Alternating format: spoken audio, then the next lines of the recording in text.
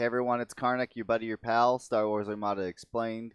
Appreciate you watching the video. Today we're going to be looking at the Imperial Squadron, the Jumpmaster 5000. So the Jumpmaster 5000 comes in the Rogues and Villains Squadron pack. The squadron itself is if you see there's no dot or bullet point. It's what we consider a generic squadron, meaning you can bring as many of them as you have squadron points, which in a standard 400-point game, you can bring up to 134 points of squadrons. So Jumpmaster 5000s, again, they're Imperial Squadron. If you look at the bottom left, you'll see their icon there. Opposite corner, you'll see their point cost. 12 points for, as we get into their stats. The fighter itself, you're not bringing this squadron, to dogfight or for the spending 12 points for what it is. You're bringing it for a specific keyword. So if you look at its stats, though, right below its name, going from left to right, the yellow box is how far it can move. It can move up to and within distance 4. So within distance 4 is its movement, which is pretty far, pretty good speed there. 4 holes, so a little fragile. Anti-squadron armament of only 2 blue die, and an anti-ship armament of only a single blue die. Now, as I mentioned before, you're not bringing these fighters to fight. Because again, you can bring a TIE fighter that's 8 points and it's got 3 blue die, and it's just as fast. It only has 1 less hull, and it can essentially do the same amount of damage. But the keywords the Jumpmaster comes with and what you're spending points on largely is the intel keyword. It also has the swarm keyword, which is for swarm, if you are attacking an enemy squadron with your Jumpmaster here, and we go ahead and we'll pop him there. Now, if you're just attacking by himself and you rolled your 2 blue die, in this case it was hits, but let's just say one of them was an accuracy. You're like, I only did 1 damage, and there's nothing I can do about that. But if he's engaged with one of your other squadrons, again, keyword being engaged at distance 1, and there's no obstruction or anything else causing the non-engagement, so you would then be able to re-roll that blue die. In this case, we didn't get that damage we were looking for, but there's always that 50-50 chance I could have rolled more damage and punched him a little bit harder. So Swarm is still useful. Again, with Intel, as I mentioned in my video with Jan Ors, Intel is while an enemy squadron is at distance 1 of you, it is heavy. It has the keyword heavy. So technically, in the game, X-Wings don't have the heavy keyword. They've got bomber, they have escort. So, like, for example, if you're trying to fly up and attack that ship, you wouldn't be able to because you're engaged by these X-Wings. They stop you. They're like, nope, you got to shoot us first. And but what Intel can do, say this Jumpmaster then comes up, he's like, well, you know what? I'm going to be at distance 1 of you guys. And again, it doesn't require that you're engaged. It's just at distance 1. And why am I making that specification? I'll show you in a minute. But pretty much as long as you're at distance 1 of the enemy squadrons who are in engagement of your squadron that wants to shoot a ship, they have heavy, which is you don't prevent enemy squadrons from attacking ships or moving away. So now this guy could shoot that Corvette. So that's the importance of Intel right now, is that it allows you to kind of be like, oh, you brought all your squadrons to defend your ships. Well, nope, they can't defend. I'm going to have my squadrons attack anyway. So that's why you're bringing these fragile little generic squadrons, is for Intel. Now, why was I making that point before about engagement and not engagement? So Intel just works as a bubble. Anything at distance 1 is gonna get heavy if it's an enemy squadron. It doesn't rely on what we call engagement. What do I mean by that?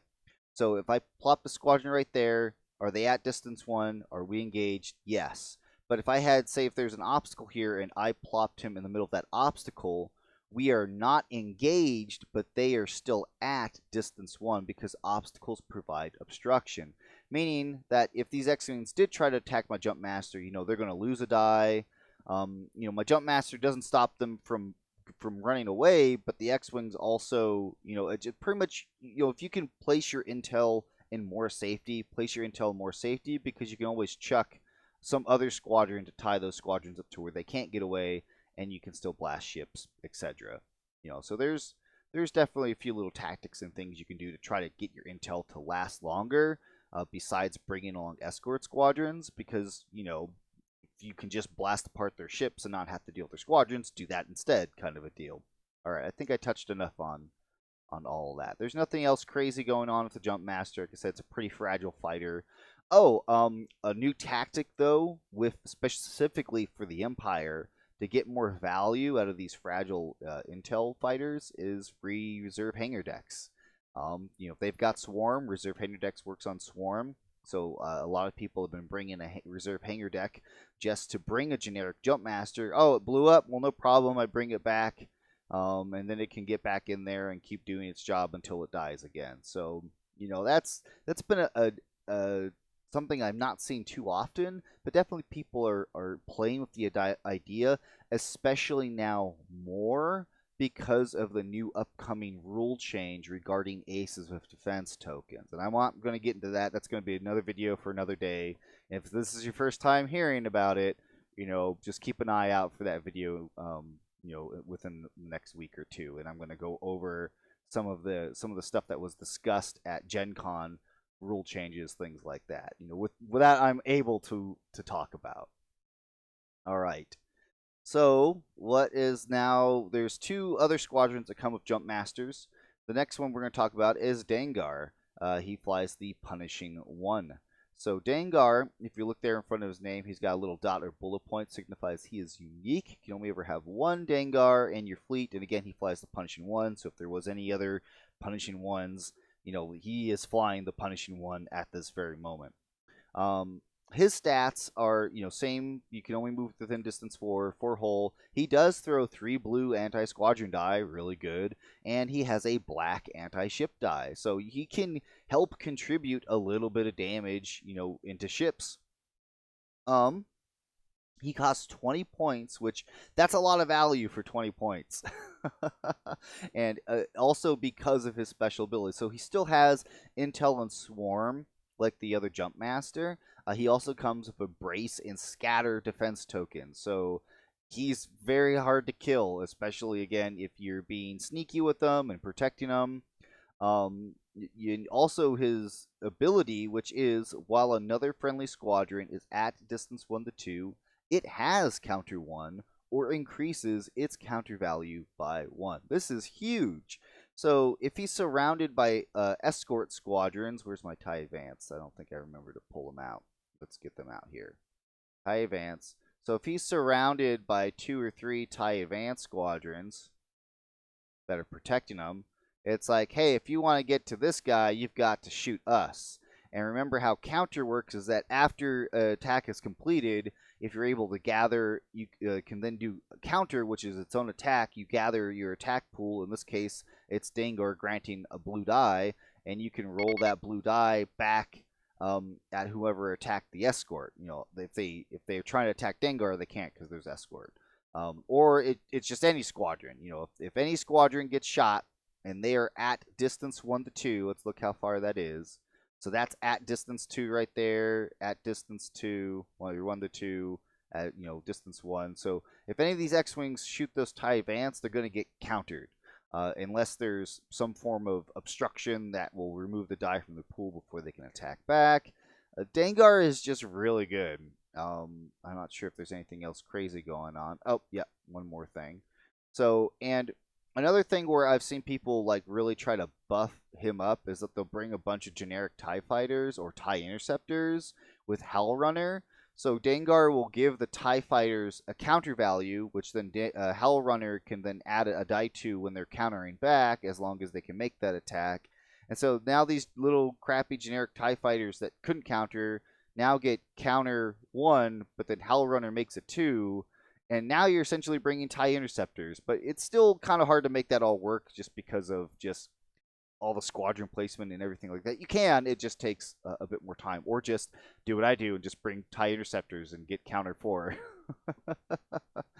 Because they start with the counter 2 value. But that is, I mean, in a nutshell, Dengar is an extremely powerful Imperial squadron, just like, you know, the counterpart for the Rebels being Janors.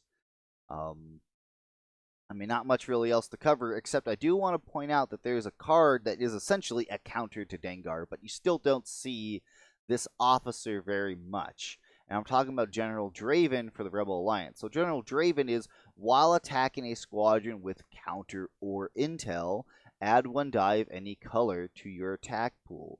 So for that ship specifically, we'll say the CR-90, if it was shooting, or flacking these TIE Advance, where you could shoot all of them, well, they technically have counter being granted by Dengar, so Draven would be able to add a die of any color to its normal attack pool. So, if it was to attack this TIE Advance, it would roll its normal attack pool. It would have been missed, but you know what? I've got Draven. That TIE Advance technically has counter, add black, and hey, I did a damage to it, So that is, kind of the count. I mean, again, but it's like, you bring Draven, but it only ever works really against Dengar, so why bring Draven when you're not going to get a guaranteed use out of him every single time?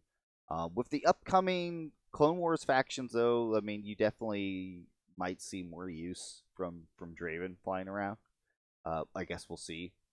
So that is one thing I wanted to make sure I was pointing out, is that Draven, Dengar is technically granting counter to those ships, and they can get smacked by that. All right. I think I've touched enough on all of that. I don't think I'm missing anything else with Draven. Nope. Okay. Let's talk about Tel. I like Tel. Tel Trevura. I have no idea who that is in Star Wars. He flies just a generic Jumpmaster 5000. But again, he still has that dot or bullet point in front of his name. You can only ever have 1 Tel Trevura in your fleet list. Speed within distance 4, 4 hull, 3 blue anti-squadron die, 1 blue anti-ship. He's got a bit different layout going on with him. He definitely is more like wants to get mixed up into the fight. And he's 17 points, again, brace, scatter, defense tokens, and he definitely has a unique ability going on. Before I get into what his card effect is, I want to read what his 2 keywords are. He does come with Grit and Rogue. So Dengar, not Rogue, he has to still be activated by Squadron Command to move and attack. Otherwise, in the Squadron phase, he can only move or attack. What Rogue allows you to do is that if that Squadron was not activated in the Squadron or in the ship phase, then in the Squadron phase, he can move and attack, or attack and then move, or any combination thereof. That's what Rogue allows him to do. In Grit is, if he's only engaged by 1 squadron, he can just run away from it. So typically, if you're engaged in Star Wars Armada at distance 1, that's engaged. There's no obstruction to block it. Most squadrons are just stuck. They have to fight to the death. But with Grit, Tel can just say, nope, I'm going to bounce out. See you later. You can't stop this. But if a second squadron, either a normal second squadron shows up, or even a squadron with heavy shows up, that negates Grit. He no longer is then able to run away until he can kill one of these guys. But that's what's useful about Grit, is like, oh man, if I want to stop this guy from doing what he wants to do, I gotta commit 2 fighters to go take care of him, stop him from doing what he wants to do. Okay. So what is his card ability? What makes him really useful, and why I like Tel a lot? While you have a readied defense token, you gain escort. So he's a Presido escort. What does it mean by when you have a ready defense token? So remember, your defensive tokens start off in the readied state, the green side. And when you spend them, they go from a readied state to an exhausted state, the red side or orange side. So as long as he has one of his 2 defense tokens on the green side, the ready side, he has escort, meaning you have to shoot him. That's what escort does. Are you engaged with escort? You have to shoot escort. So before I move on to the rest of his card ability, why is that super useful? Well, Dengar before, you never really wanted to bring a lot of escort for him, because for Imperials you kind of wanted to focus on other aspects of firepower. So X-Wings would typically just fly up and they would shoot Dengar, and you would hope that Dengar would just last, a couple of shots to be able to do what you needed to do. I mean, you still would want to play careful with him, but now Tel can go along like, hey buddy, I'm here to help. And the X-Wing now has to shoot Tel, and as long as Tel has a green defense token, any squadrons trying to fly up to attack Dengar, if they're at distance 1 of Tel as well, he's got escort until his tokens turn red. So we're going to go ahead and exhaust both those tokens. So let's say that this one X-Wing attacked him. He was able to scatter it. This other X-Wing attacked him. He braced it. He didn't want to spend a scatter. But then this little Y-Wing flies up to Dengar, and now he's going to shoot Dengar. But then Dengar's like, yeah, you know what? I'm just going to scatter that attack. I don't care. So it's like, the player spent 2 squadrons to get Tel to flip his defense tokens so that he would lose escort to allow a 3rd squadron to then fly up to shoot Dengar. But then Dengar also has scatter, so you have to roll accuracies, and it's still hard to kill. Oh my gosh, it's Tel. A lot of people undervalue Tel, and I think that's a mistake. I think that with the new Ace change coming up, I think Tel is really going to come up in value. Is there always going to be like a set core of like Imperial squadrons people always want to bring, and that potentially are better than Tel for a lot of other things? Absolutely. But I like Tel for this Presidio escort and for his second part of his card ability that we still haven't touched on. I also like Tel protecting Saber Squadron, because Saber is so fragile, and I love Saber, and I must protect him at all costs. So I often will pair these two together. All right, so what is Tel's second part of his card ability? What makes him, I believe, just really annoying and so good? The second part of his card ability is after defending against an attack, if you discarded a defense token, you may recover up to 3 hull, even if you would be destroyed. So Tel is just, he sticks around forever. Unless you have a way to just absolutely make sure he can't spend defense tokens, he can come back to life. So what do I mean by that? Let's give an example. Let's say that Tel has already spent his scatter and brace. For whatever reason, he's down to 1 hit point. This X-Wing flies up and says, haha, I'm going to kill you, Tel. So I throw my 4 blue die, and haha, I rolled enough damage. We'll say this was an accuracy. So you have no scatter, and I'm dealing 3 damage, you only have 1 health, you're going to die. Like, typically, most games, that's death. Doesn't matter if you brace because it's still 2. Well, Tel can be like, but I'm going to go ahead and discard my brace. I'm discarding this defense token. I then drop to 0 points as if I would be destroyed. I am not destroyed yet. And then, as it says there, if you discarded a defense token, because this is after defending, so after defending is we're through the whole attack pool. I've suffered the damage. I've dropped the 0 hit points. Destroy doesn't happen until after an attack. So this is in the same timing.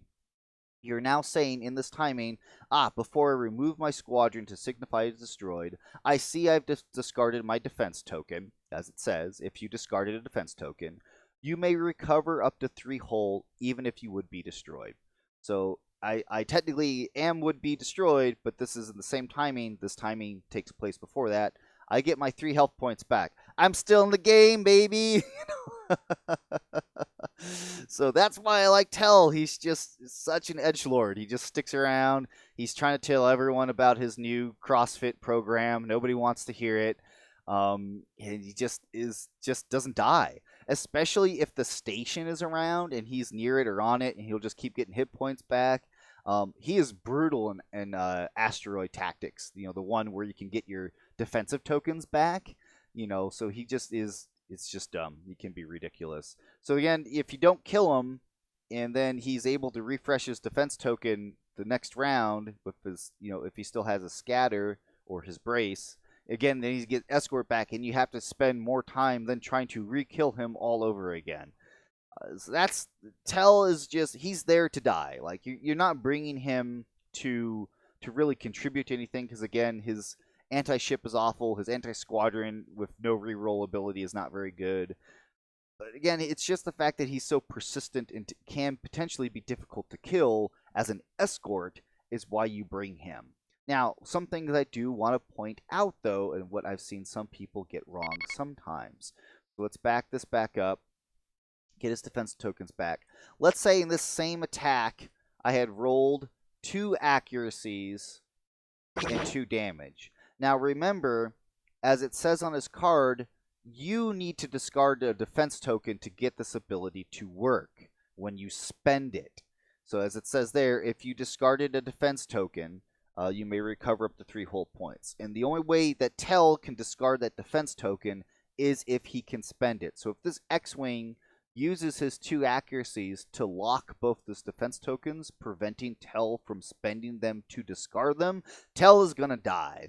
So Tel does not like being shot by large dice pool squadrons, 4 blue die or more. He does not like being shot by those because they'll get those accuracies, they'll lock his defense tokens, he can't spend them, and then he just will explode.